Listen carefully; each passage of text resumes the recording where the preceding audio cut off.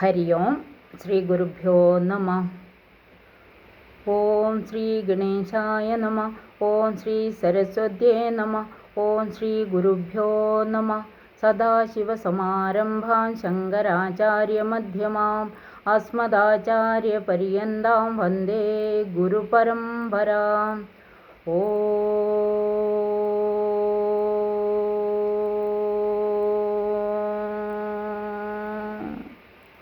ഓം ശ്രീ മഹാത്രിപുരസുന്ദര്യേ നമഃ. സൗന്ദര്യലഹരി സ്തോത്രം മംഗളാചരണം. സൗന്ദര്യലഹരീ കർത്രേ സർവമംഗളദായിനേ ശങ്കരാചാര്യവര്യായ യതിരാജായതേ നമഃ. നവരാത്രികാലമാണ്.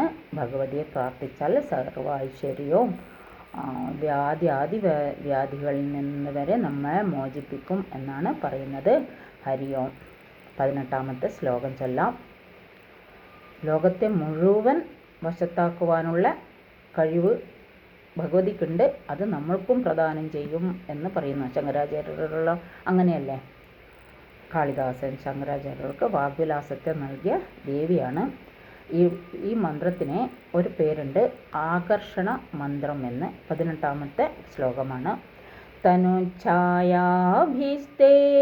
തരുണതരണി ശ്രീസരണിഭിർ ദിവം സർവാമുർവേ അരുണിമനിമഗ്നാം സ്മരതിയഃ ഭവന്ത്യസ്യത്രസ്യ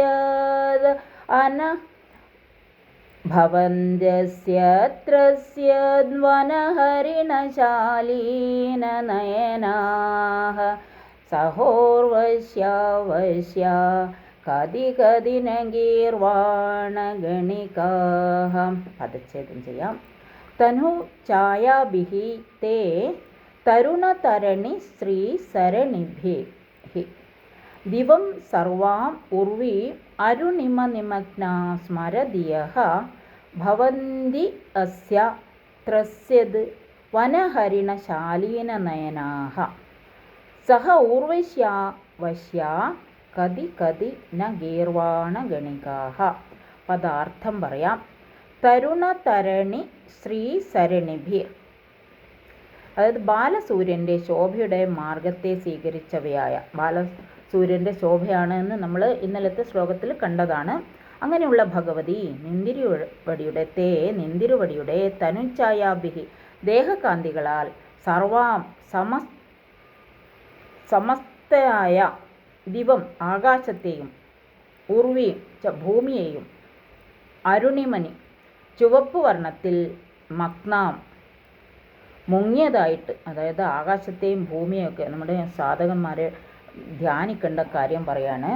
എല്ലാം അരുണവർണ്ണത്തിൽ മുങ്ങിയതായിട്ട് യാതൊരുവൻ സ്മരതി ധ്യാനിക്കുന്നുവോ ഓർമ്മിക്കുന്നുവോ അസ്യ അപ്രകാരം ധ്യാനിക്കുന്ന അവനെ ത്രസ്യദ്വനഹരിണശാലീന നയനാഹ കാട്ടിലുള്ള പേടിച്ച മാൻപേടിയുടെ കണ്ണുകൾ പോലെ മനോഹരങ്ങളായ കണ്ണുകളോട് കൂടിയ ഗീർവാണഗണികാഹ ദേവസുന്ദരിമാർ ഉർവശ്യാസഹ ദേവനാരീ തിലകമായ ഉർവശിയോടുകൂടി കതി കതി എത്രയെത്ര വശ്യാഹ സ്വാധീനപ്പെട്ടവരായിട്ട് ന ഭവന്തി ഭവിക്കുന്നില്ല. എന്നാലേ ഭഗവതിയെ പ്രാപിച്ചാൽ, സ്വാധീനിച്ചാൽ, ഭഗവതിയെ ധ്യാനിച്ചാൽ അങ്ങനെ ഭവിക്കുക തന്നെ ചെയ്യുന്നു എന്ന് പറയാൻ സാരം പറയാം. അതായത് ദേവസ്ത്രീകളാൽ വശീകരിക്കപ്പെടുന്നു, സ്വാധീനമായിട്ട് മാറും ഭഗവതിയെ ധ്യാനിച്ചാൽ. ആകാശവും ഭൂമിയും ഒക്കെ ഇളം ചുവപ്പ് നിറത്തിൽ കാണുന്ന പോലെ ഭഗവതിയെ ധ്യാനിച്ചാൽ, അരുണവർണ്ണമായിട്ട് ധ്യാനിക്കാനാണ് ഇവിടെ പറയുന്നത്. ആകർഷണ മന്ത്രം എന്ന് പറയും. സാരം പറയാം. ഹേ ഭഗവതി, ബാലസൂര്യൻ്റെ കിരണങ്ങൾ പോലെ മനോഹരങ്ങളായ നിന്തിരുവടിയുടെ ദേഹകാന്തികളാൽ ആകാശവും ഭൂമിയും ആസകലം ചുവപ്പ് നിറത്തിൽ മുങ്ങിയതായി യാതൊരുത്തൻ ധ്യാനിക്കുന്നുവോ അപ്രകാരം ധ്യാനിക്കുന്ന ഉപാസകനെ കാട്ടിലെ പേടിച്ച മാൻപേടിയുടെ കണ്ണുകൾ പോലെ മനോഹരങ്ങളായ കണ്ണുകളോടുകൂടിയ ദേവസുന്ദരിമാർ അതായത് ഉർവശിയും മറ്റു സുന്ദരിമാരും. സർവ വശ്യാതിലകമായ ഉർവശിയോടുകൂടി, അതായത് അവിടെ ഉർവശിയാണ് അവിടെ എല്ലാവർക്കും വശ്യമായിട്ടുള്ളത്. അങ്ങനെയുള്ള ഉർവശിയോടുകൂടി എത്രയെത്ര പേർ വശ്യകളായി ഭവിക്കുന്നില്ല. അനവധി ദേവസ്ത്രീകൾ അവരിൽ പ്രമാണികളോടുകൂടി സ്വാധീനികളായി തീരുന്നുവെന്ന് താല്പര്യം. ദേവസ്ത്രീകളാൽ വശീകരിക്കപ്പെടുന്നു, സ്വാധീനമായി മാറുന്നു എന്ന് താല്പര്യം. ഇവിടുത്തെ ചുരുക്കം പറഞ്ഞാൽ ത്രൈലോക്യം പോലും വശമായി വരും എന്ന് താല്പര്യം.